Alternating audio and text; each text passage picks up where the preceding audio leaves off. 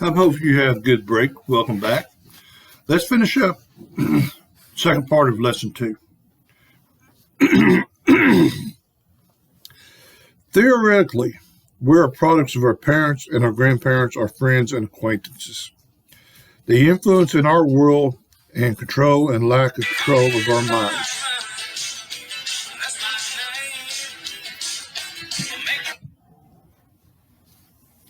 What does this mean?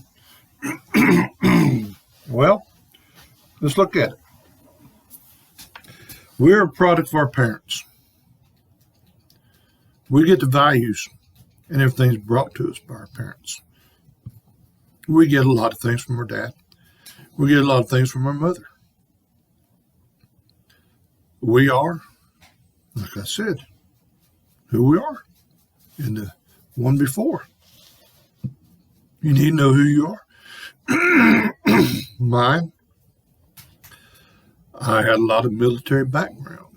My dad came out of the hills of West Virginia at the age of 16 years old. Went into the military. Worked away up to Sergeant Major.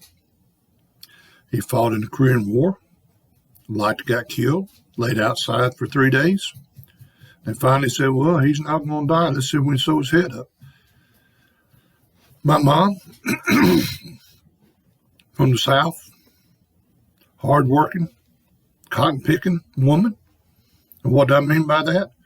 They said my mom could almost pick 500 pounds of cotton a day. That's how she grew up. She grew up on a dairy farm, take care of cows, doing things. I'm a combination of both. So, grandparents, my mom's side, I never met granddad much. He died when I was 4 years old. Her grandmother, I met her. On my dad's side, my granddad, Scottish-Irish descent. My grandmother, Indian descent. So I have a lot of things in me.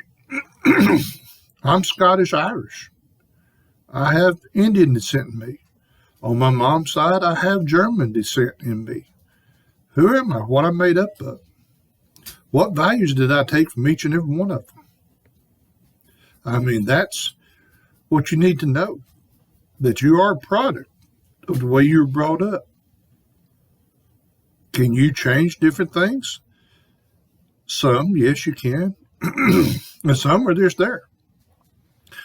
I realize the older I get, a lot like my dad I become. I go to the store to buy something, and I tell my wife, man, that was only so-and-so 10 years ago. It's triple. My dad used to do that. I used to laugh at him. Said, Dad, you're living 10 years ago. Well, my wife laughs at me, and my daughter's like, Dad, yeah, that was 10 years ago. I mean, a good example, excuse me, my daughters shoot archery. My oldest one shoots professional. Been doing that since she was 18 years old. Bows back when I was struggling to buy them for them and help out, get companies, get sponsors, $400 or $500. The bows she shoots nowadays, $1,500. In a span of about 10 years. So things go up. So you have the traits of your parents. I have that. So you need to be able to incorporate that into being a chaplain of who you are.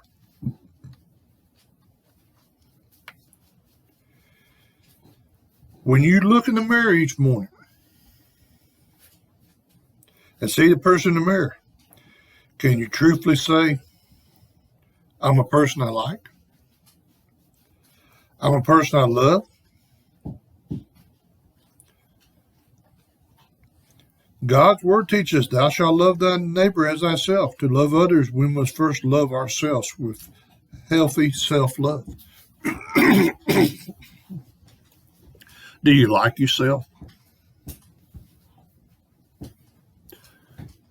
When you look in that mirror and you see that person, what are they? I've been on both ends of it. I looked in that mirror and I seen that person that I really didn't like. Quick-tempered. I still am directly to the point. If you talk to me and you say something, you're going to get an honest answer directly. It ain't going to be tactful. Working on that. But now I get up and I look in that mirror and I go, I am a child of God. I am a chaplain. I do like myself of where God has led me and where I have become. Have I been through a lot of hardships to get there? Yes, we all have. Has there been times I looked in that mirror and just didn't like that person? Yes, I have. But not now. I've lived long enough, and God's blessed me to live long enough and watch my kids grow up that I know who I am. I have that self-love. Not a bunch of egotism. I used to have a big ego. I mean, I'm going to tell you ahead of time, you really can't be a paramedic without having a big ego. You got to believe you're the best, and then when you're working on somebody, you're the last chance that they have, and you are. You got to know that you can make split decisions and everything. I had to overcome that when I retired. I'm not a paramedic. Don't have to make them decisions. When I first retired, I took my watch off. My dad said, son, where's your watch? And I said, Dad, I don't wear it. Why? I got to know where I got to be. I'm retired. And I mean, I had to retire in my 50s on disability because being a firefighter and not doing the things I should have done when I was younger, we'd go into car fires and stuff like that and not put our air packs on. It got me.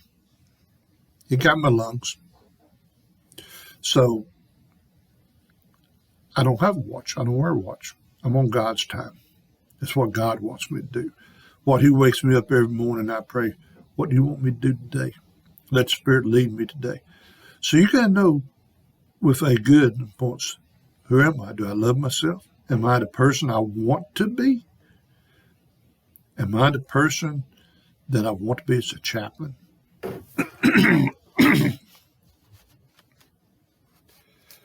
A person who knows himself possesses the following. Okay, remember we talked about looking at the mirror? Positive attitude. You ain't going to get nowhere with negative attitude. Positive attitude. You're not going to help nobody with negative attitude. If you go in there and they're talking about how bad the world is, and they'd lost their job, and they done certain things and all that, and you go, yeah, I know this world's so bad, and it's just, and trying to get out of it, and just the way you present yourself. Negative attitude won't get you anywhere. Or if you go in there and you look at that person and say, hey, well, let's give you a scenario. You're a chaplain. You're called out to a wreck scene. Look over the car. And you can tell that there's two adults, and you can tell a child was killed. And you look over at the other vehicle, and there's this guy that's got these tattoos. He's got gauges. He's got a ring through his nose, and and his language is not the greatest in the world. And they say, you need to go talk to that guy. And you're thinking, which way are you going to think? That Jesus loved him, and I need to go talk to him and love him, do the best of my job? Or this guy just killed 3 people, including a child. What type of attitude do you have with that scenario? Can you become a positive attitude in that scenario to make things better and not worse? You have to have good self-esteem. Like we're talking about, you got to believe in yourself. If you don't believe in yourself, nobody else will. And I know people say, now wait a minute. If I don't believe in what I'm doing, nobody else is, because I am not going to do the best of my ability. I'm not going to sit there and people see the attitude, positive attitude stuff I have.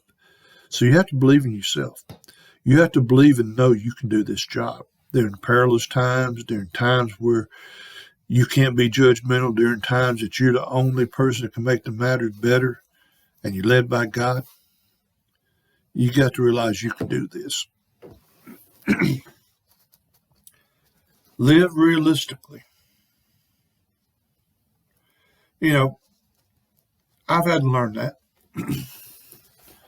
Like I told you, I was 52 years old when I had come out of fire service disability. I'm not going to tell you how much I was making, but I made pretty good money. I was a paramedic, sergeant engineer, and I was making a good living according to today's standards. When I came out disabled, I had a daughter in college and a daughter in high school. My income dropped more than half. And that's what we learned to live on. I live better realistically now than I did when I was in fire service. Because here's why. If I wanted something, I'd work extra shift. You got to remember, I worked a 24-hour shift. And at the end of my career, I was making well over $20. I'm not going to say how much, but I was over that $20 mark pretty good ways. So count that up times 24 hours. Yeah, the government got half of it, but I got the other half to buy what I wanted to buy. It wasn't being dependent because guess what? That ran out. And we had to readjust our living because a lot of the things I bought with that extra money, I had payments on them. It's hard to make payments when you lose over half your income. You see, I know where people have been in that situation. Live realistically. Live within your means. Don't try to be so fancy. Excuse me. Have this sinus and stuff here in the South is just killing me. Live realistically. Nobody wants to see a chaplain show up with a mink white fur coat on and clothes that they can't afford. And you're going to tell them how to handle a situation of losing their job where they don't have money and all that. That ain't going to work. So live within your means. If God bless you, hey, that's great and wonderful. Abraham was rich. There's nothing wrong with being rich. Abraham had flocks. Abraham was rich. God had blessed him. If that's where he puts you, that's fine. Just use it for your Lord and Savior Jesus Christ. But stay within your means. Be realistic so people will see that you're realistic. You have to reflect authority and self-control. You got to be in control of the situation that you're in. You may have to be in authority. Let's just thought we talked about. Let's just say that disaster we talked about. Let's just say a tornado come through and tore your town half up. And you show up and they say, okay, you're the first chaplain on scene, the first minister on scene. We need you to set up this. And when people come in, get them to these people in this zone and going on. You may have to step up in authority. What type of person are you? Can you handle authority? Are you a person that just wants to be humble and be the person that's not in authority? That's something you need to know. Can you step up in that situation? Know your limitations. Know, and this is my favorite one, know when to say no. It took me years to do that. Gary, can you do this? Yes, I can get to it. Gary, can you do this? Yes, I can get to it. We will continue on this. We're fixing to have another break. Think about it. Know how to say no. And we will pick back up after you take a break right there.